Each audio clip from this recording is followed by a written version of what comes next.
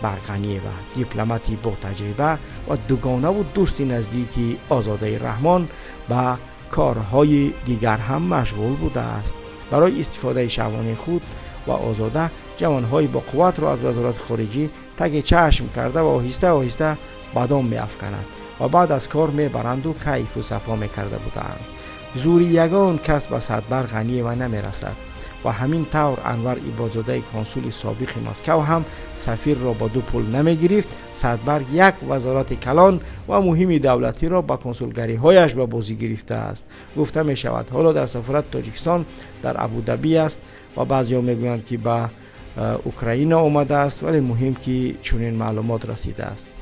ولی تلاش دارند که اوکراین او را فرستند. نمیدانیم. سیراجدین مهرالدین وزیر خارجه در برابر آزاده مثل بید در برابر شمال میلرزد. معلوم نیست که میتواند او را کیف بفرستد یا نه، ولی سعی دارد که از وزارت دور نگاهش دارد. اگر هم که اوکراین نرفت، وای به حال دولت نظری چی خواهد شد که نو آنجا سفیر تعیین شده و تازه از ظلم صدبرگ خلاص شده بود، چون که تا این وظیفه کنسول در سنت پترزبورگ بود و صدبرگ نه رنگ و بازی های او را خوب آگاه است. معلومات های از کنسول سابق تاجیکستان در خطای به ما رسیده است که خیلی بد می باشند. بهرام کنسول جوان می گفته است که باید برای کریره و معلومه خدمت کنیم. اگر خدمت نکنیم وضعمان بد می شود. منظور از خدمت را بینندگان گرامی باید فهمیده باشید، یعنی خدمت محرمانه را در نظر دارد.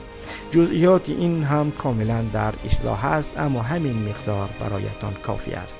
کمیته دولتی امنیت ملی و سعیم امین یتیموف می‌خواستند که در سال 2017 صدبرگ را محکم کنند، اما او را آزاده فراری داد، گریزانید. اول 2 هفته در خانه اش پناهگاه داد، پناهگاه سیاسی.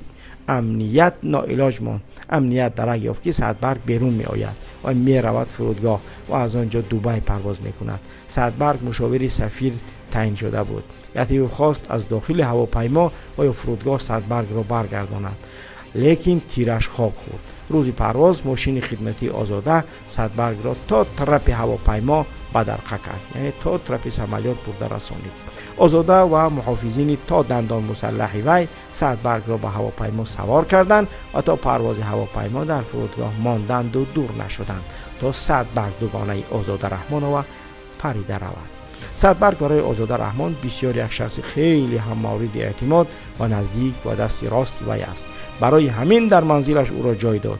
یتیموف خوب میفهمد که با آزاده نمیتواند سر به سر زند، چون در نهایت کار امام رحمان و پشت دخترش را میگیرید. ولی شاید گروه صدبرگ و یا جنایت وی وزنین بود که خادمان کدام او را تا فرودگاه تعقیب کردند. بعضی هم میگویند که رحمانوف خودش فرمان داده بود تا این کار را انجام دهند، برای اینکه نمیخواسته است آزاده از این بیشتر ویرانتر شود. ولی خوب دیگر باز آزاده زورتر است از سید امین یتیموف و فرمانهای پدرش. صدبرگ وقتی آزاده برای کار به وزارت خارجه آمد در اینجا کار میکرد و در همین ریاست کنسولگری وزارت کارهای خارجه با آزاده شناس و همین طور شیرش شده بود.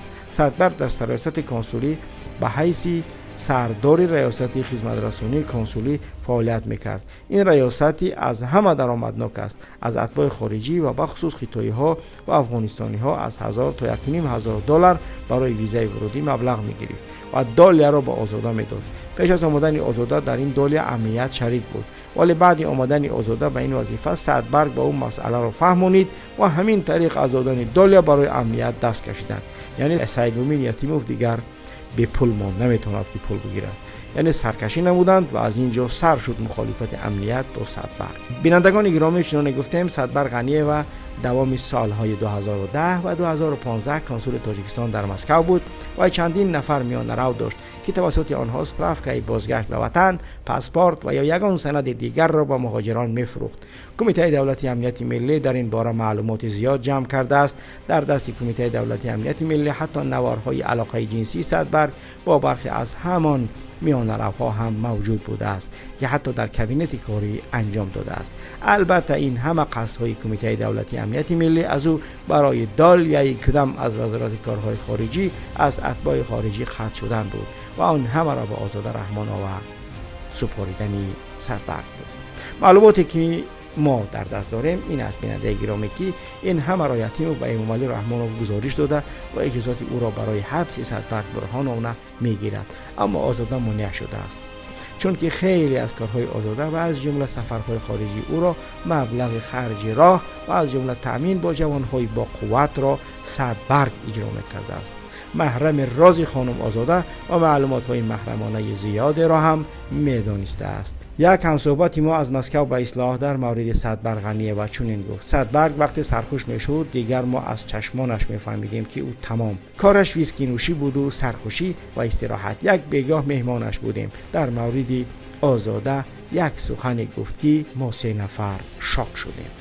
میگفت و گریه میکرد و ما گویا فیلم مستند تماشا داریم.